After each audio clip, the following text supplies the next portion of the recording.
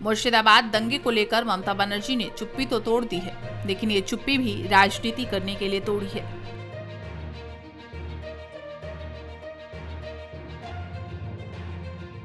ममता ने पलायन करे हुए लोगों पर कोई ध्यान नहीं दिया, बल्कि बीजेपी पर बयानबाजी शुरू कर दी।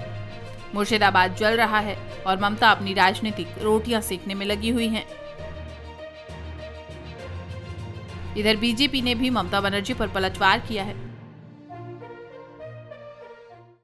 ऐसे में सियासी घमासान शुरू हो गया है, लेकिन हिंसा में पलायन कर चुके लोगों की तरफ ममता का ध्यान नहीं है। यहाँ तक कि ममता ने सभा में कहा है कि मैं ईद पर सड़क पर नमाज पढ़ती हूँ। पश्चिम बंगाल की सीएम ममता बनर्जी ने कोलकाता में इमामों की ओर से बुलाए गए सम्मेलन को संबोधित किया। इस दौरान उन्होंने वक्फ एक्ट का खुलकर विरोध किया और मुर्शिदाबाद हिंसा में केंद्र सरकार पर दंगे भड़काने का आरोप लगाया। पीएम मोदी पर निशाना साधते हुए कहा कि बीजेपी बंगाल में ध्रुवीकरण कर रही है। साथ ही ममता ने बीजेपी पर टीएमसी सरकार गिराने का भी आरोप लगाया है कि हमको एक साथ में रहना है। बंगाल में जो शांति रहेगा तो हम लोग सब अच्छा रहेगा।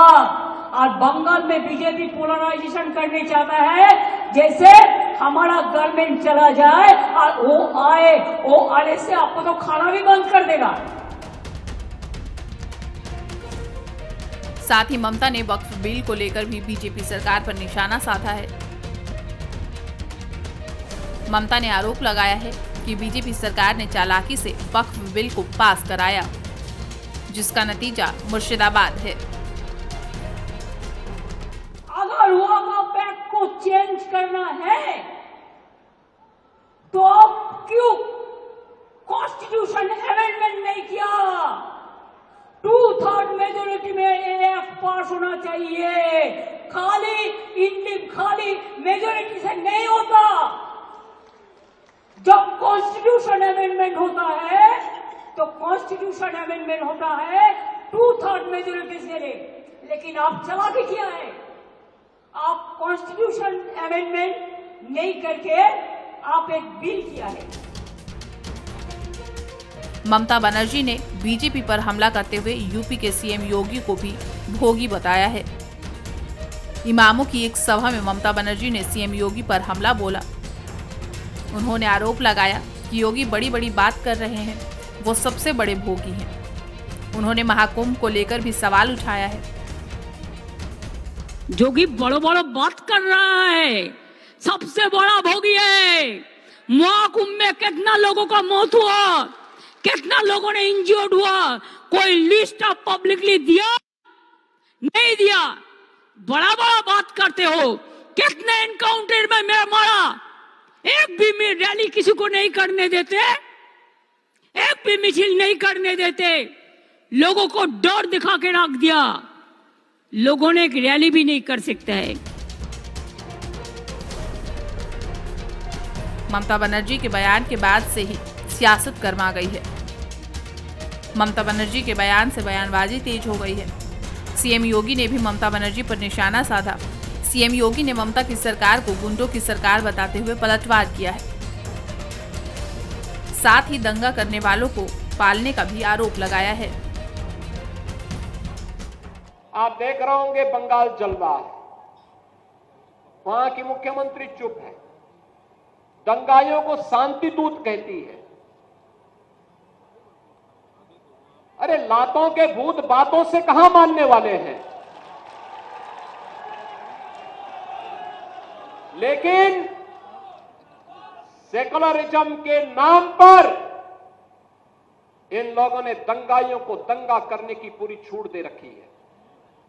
पूरा मुर्शिदाबाद पिछले एक सप्ताह से चल रहा है, सरकार मौन है।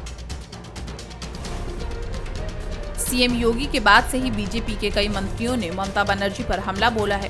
कैबिनेट मंत्री बेबी रानी मौर्य ने ममता पर वक्फ बिल के खिलाफ हिंसा भड़काने का आरोप लगाया है। साथ ही सीएम योगी पर दिए गए बयान पर भी हमला किया है। सीएम योगी के खिलाफ शब्द बोलकर ममता बनर्जी ने अपनी गंदी मानसिकता का परिचय दिया है। बंगाल में ममता ने अराजकता को फ्रीडम दे रखी है, जहां खुलेआम दलितों की हत्या की जा रही है, वाहनों को जलाया जा रहा है। ममता बनर्जी की मानसिकता हमेशा से हिंदू विरोधी रही है। केवल वोट बैंक को लुभाने के लिए वो अक्सर सनातन परंपराओं और संत सन्यासियों का विरोध करती हैं। ममता से अपना प्रदेश तो संभल नहीं रहा, यूपी के यशस्वी मुख्यमंत्री पर दे रही घटिया बयान। पूरा देश देख रहा है ममता की ओछी राजनीति को। दंगाइयों के सामने नाक रगड़ने वाली ममता बनर्जी को यूपी के मुख्यमंत्री योगी आदित्यनाथ जी ने आईना दिखाया तो वह अपना असली चेहरा देख के मानसिक संतुलन खो बैठी हैं। वहीं कैबिनेट मंत्री विजय लक्ष्मी गौतम ने भी मुर्शिदाबाद हिंसा को लेकर ममता बनर्जी पर हमला बोला। उन्होंने आरोप लगाया कि ममता बनर्जी ने हिंसा भड़काने पर किसी तरह का कोई एक्शन नहीं लिया है। प्रदेश बचाने के बजाय बीजेपी पर बयानबाजी शर्मनाक है। मैं ये कह सकती हूँ कि वहाँ पे बिल्कुल हिंदू खतरे में है और सनातनी खतरे में है, वहाँ की बहु बेटियां खतरे में हैं। वहाँ हो रहा अत्याचार बहुत ज्यादा है और वहाँ की बहु बेटियां सुरक्षित नहीं है। अभी वहाँ पे आपने देखा कि एक डॉक्टर बिटिया के साथ इतनी बड़ी घटना, बलात्कार और उसकी हत्या जैसी घटना हो जाती है और ममता दीदी की सरकार उसको छुपाए रखती है और एफआईआर तक नहीं होता है, मुजरिम नहीं पकड़ा जाता जो सामने खुलेआम घूम रहा होता है। और ये ममता दीदी के प्रसरे से होता है, जब केंद्र उसमें पहल करता है तब जाकर के एफआईआर होता है। ये पूरे देश ने देखा है कि वहाँ की बेटियों के प्रति, वहाँ की महिलाओं के प्रति, वहाँ की जनता के प्रति इनका क्या रवैया है। सिर्फ ममता दीदी वोट की राजनीति, तुष्टीकरण की राजनीति करने में व्यस्त है।